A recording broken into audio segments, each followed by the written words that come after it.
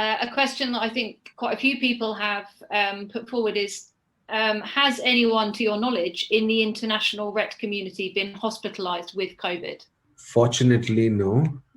I haven't, someone who's ended up needing to go into intensive care or anything like that, no. So if the question was to do it in my clinic, in the non-Rett population, I have had a couple of patients who ended up being hospitalized and they have recovered, but they have not needed, they have not needed intensive care, but they have needed to be in hospital. But, for various reasons, but we have managed to keep most patients with symptoms, even if they're tested positive, out of hospital. Okay, that's great news.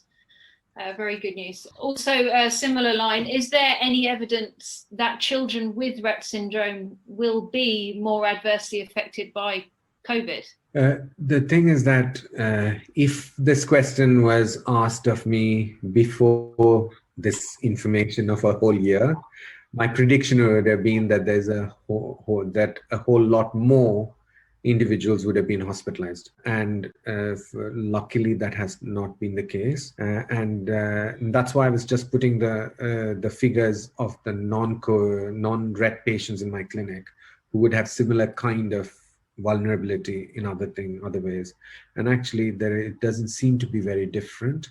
And I can see that Becky's written about one child having died in the US.